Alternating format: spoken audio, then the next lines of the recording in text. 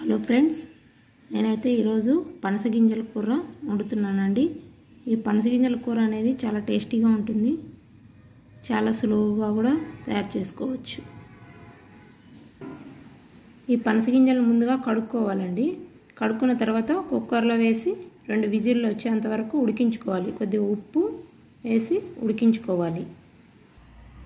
ఈ విధంగా కడుక్కున్న తర్వాత కొద్దిగా ఉప్పు వేసి కుక్కర్లో ఉడికించుకుంటానండి. ఈ విధంగా హై ఫ్లేమ్ ఉంచుకొని ఉడికించుకోవాలండి 2 విజిల్స్ వచ్చేంత వరకు. ఆ పనస గింజలు ఉడికేలోపు మనం ముందుగా ఒక పెద్ద టమోటాను, ఒక పెద్ద ఆనియను, ఒక రెబ్బ కరివేపాకు, కొంచెం కొత్తిమీర, తిరువాత గింజలు, ఒక 2 పచ్చిమిర్చిని ఈ విధంగా కట్ చేసి పెట్టుకోవాలండి. ఇవి పోపు పెట్టడానికి ఇవన్నీ రెడీగా పెట్టుకున్నానండి. అంతలోపల మనకు పనస గింజలు అనేటివి ఉడికిపోతాయి. తర్వాత మనము కర్రీ ఏ విధంగా చేసుకోవాలో ప్రిపేర్ చేసుకుందాం. చూడండి ఎంత చక్కగా ఉడికాయో. 2 విజిల్కి ఈ విధంగా ఉడికాయండి. వీటిని మనము కిందికి తిప్పుకొని దీనిపైన ఉండే పొట్టునంతా తీసేసేయాలండి. ఈ విధంగా తీసిన తర్వాత మనము వాటిని ముక్కలుగా కట్ చేసుకోవాలి. ఇలా ఉడికిన తర్వాత దానిపైన ఉండేటువంటి తెల్లటి పొట్టు అనేది చాలా సులువుగా ఊడిపోతాను. చూడండి ఈ విధంగా ఊడిపోతుంది. మనం వీటన్నింటినీ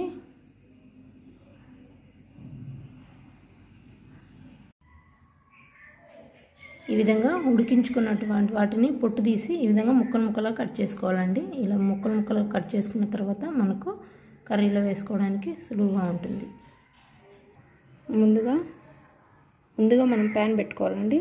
ఈ ప్యాన్లో కొద్దిగా విధంగా ఆయిల్ వేడెక్కినాక ఇవి తిరువాత గింజలు వేయాలండి. తిరువాత గింజలు బాగా వేడైనాక సన్నగా తరిగి పెట్టుకున్నటువంటి ఆనియన్ ముక్కలను కూడా అదేవిధంగా వేయాలి. ఆనియన్ ముక్కలు బాగా వేగేంత వరకు, బాగా రెడ్ కలర్ వచ్చేంత వరకు వేయించుకోవాలండి.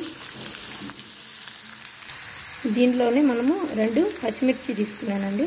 పచ్చిమిర్చి వేసుకున్నట్లయితే చాలా బాగుంటుంది. 2 రెబ్బలుగా కట్ చేసుకున్నానండి పచ్చిమిర్చిని. చూడండి మనకు ఆనియన్ అనేది మంచి బ్రౌన్ కలర్ వచ్చేంత వరకు వేయించుకోవాలి.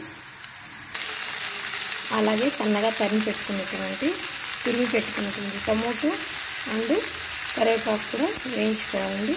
దీంట్లో కొద్దిగా ఉప్పు వేసి బాగా వేయించుకోవాలి.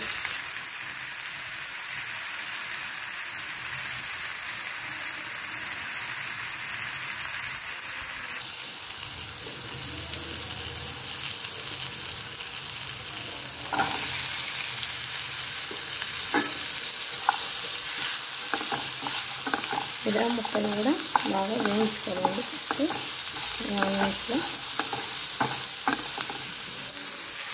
అదేవిధంగా 1 టీ స్పూన్ అంతా అల్లం వెల్లుల్లి పేస్ట్ అండి. ఇది అల్లం వెల్లుల్లి పేస్ట్ కూడా వేసి బాగా కలుపుకోవాలి. ఈ విధంగా అల్లం వెల్లుల్లి పేస్ట్ అనేది ముక్కలకి అంతా పట్టేంత వరకు బాగా కలుపుకోవాలి. పచ్చివాసన పోయేంత వరకు ఇలాగే వేపుకోవాలండి. ఇది పసుపు పొడి అండి. ఇది చిల్లీ పౌడర్, ధనియాల పొడి, ఇది జీలకర్ర కచ్చాగా దంచుకున్నానండి. ఇది గరం మసాలా అండి. వీటన్నింటిని వేసి బాగా కలుపుకోవాలి. చూడండి మనకు ముక్కలకి మసాలా అనేది చాలా బాగా పట్టింది. ఇలా పట్టిన తర్వాత దీనిలో ఇంకా ఇప్పుడు మనము ఒక 1/2 గ్లాస్ వాటర్ వేసుకున్నామండి. ఆల్రెడీ మనకు పనస గింజలు అనేవి ఉడుకున్నాయి. ఇది ఓన్లీ గ్రేవీ పర్పస్ కోసం కొద్దిగా వాటర్ వేసి ఉడికించుకున్నట్లయితే పనస గింజలు ఇంకా బాగా మెత్తగా ఉడుకుతాయండి. ఒక 1/2 గ్లాస్ వాటర్ వేసి బాగా ఉడుకుతుంది. చూడండి ఫ్లేమ్ని హై ఫ్లేమ్లోనే ఉంచి మూత పెట్టి ఉడికించాలండి. ఒక 5 నిమిషాలు. 5 నిమిషాల తర్వాత చూసినట్లయితే మనకు బాగా దగ్గరికి అవుతుందండి కూర. పనస గింజల కర్రీ అనేది మనకి రెడీ అవుతుంది. చూడండి మనకి ఈ విధంగా నూనె అనేది సపరేట్ అయింది. ఇప్పుడు బాగా ఉడికింది మొత్తం. గరం మసాలా అదేవిధంగా